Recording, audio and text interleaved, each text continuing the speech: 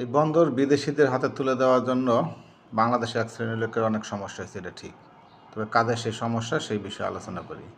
প্রথম সমস্যা হয়েছে যারা 1,50,000 টাকা দামের মোটর সাইকেল অনলি 15,000 টাকা ডিক্লার দিয়ে বাংলাদেশে নিয়ে আসে বন্দরের শুল্ক ফাঁকি দিয়ে, তাদের সবচেয়ে বেশি সমস্যা হয়েছে। আরেকটা সমস্যা হয়েছে যারা শুল্ক ফাঁকি দেয় বা যারা বাজার সিন্ডিকেট করে, তাদের একটা সমস্যা হয়েছে।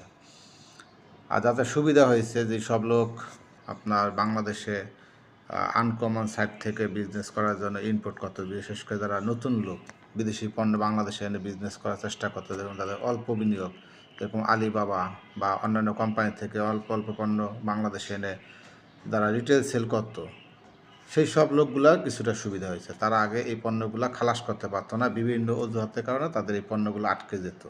তারা সময়ের সাথে সাথে এই শুল্কগুলো বাড়তে থাকতো এবং তারা একটা সময় এই মালগুলো বাজেয়াপ্ত করতে বাধ্য হতো।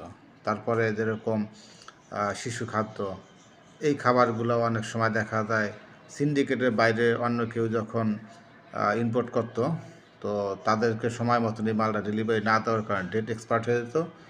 বাধ্য হয়ে তারা এই মালগুলা ডেট এক্সপায়ার্ড ডিক্লেয়ার করে কম দামের জরিমানা দিয়ে তাদের বিক্রি করা লাগতো বা এরা বাজেয়াপ্ত করে দেওয়া লাগতো।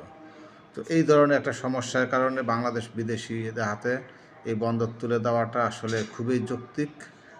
আশা করি এই ধরনের ভায়োলেশন থেকে বাংলাদেশ মুক্তি পাবে এবং যারা নতুন ব্যবসায়ী আছে তাদের জন্য ইতিবাচক একটা রেজাল্ট বয়ে আনবে। তারা এই ধরনের অনিয়ম করার কোনো সুযোগ থাকবে না।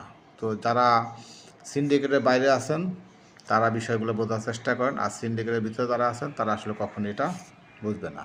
ধন্যবাদ সবাইকে।